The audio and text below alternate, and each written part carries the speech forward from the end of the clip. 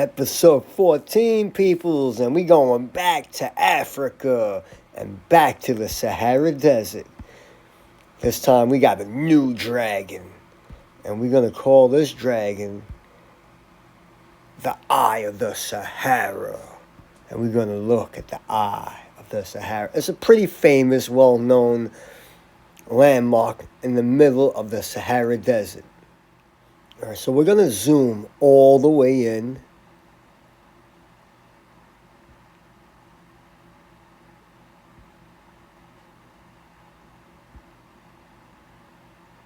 And then we're going to zoom back out.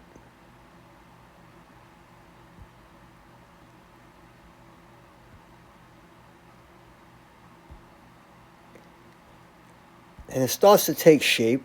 It starts to look like something is coming out of the ocean and up onto the desert. As usual, we took a screenshot of the dragon and we dragged it into the Procreate app. And then we colored it in very nicely. And here is what we did.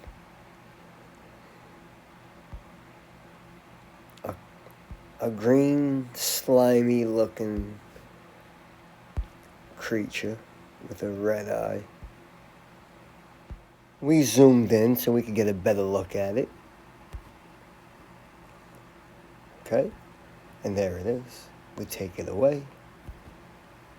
And we bring it back. Slimy green creature. We zoom into the Eye of the Sahara. And we see something that looks like rings. We're going to call them rings. 1, 2, 3, 4, 5, 6, 7, 8. I count 8 rings. And then we drew some of these rings. That was not good enough. So we zoomed in more. And now we see those rings real clear. And that just looks pretty wild. So we drew it and let's see what we got.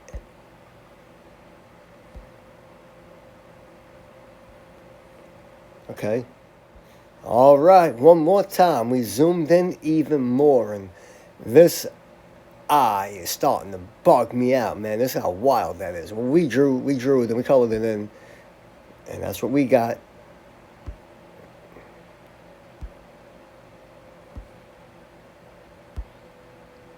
Yeah, rings inside of rings, inside of rings, circles inside of circles, inside of circles. Right now, you are looking at the eye of a dragon. And when I color it in, it does not look good.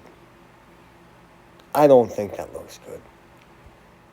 How do I color this in?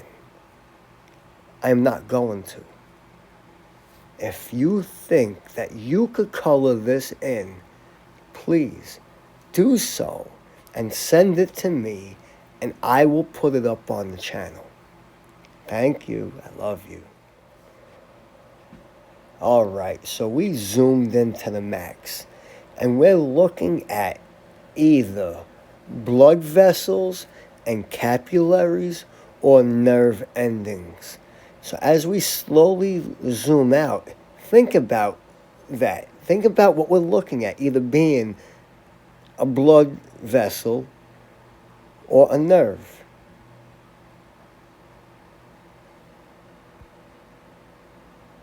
All right? And these blood vessels and nerves should run through every part of an eyeball. There's no part of the eyeball that should not have a nerve somehow connected to it to be able to move and function and do things, and a blood supply to supply the part with blood. Every part of your body has to have blood to it. Doesn't matter what part of your body that you prick. It all has blood. And we could see all these systems, like these little nerve systems or blood systems that go through the channels of the eyeball. All right, we can see them. Boom, boom. They go from the big one that goes around in a circle around the eye, and it comes right through them into the next channel. And right here, there are two big ones that seem to start on your left and on your right. As we zoom out, they seem to go all the way around in a circle and back. That would be called an optic nerve. So these would all be, in my opinion, nerve endings. But there should be a blood system involved in here because every part of the eyeball had to be serviced with blood.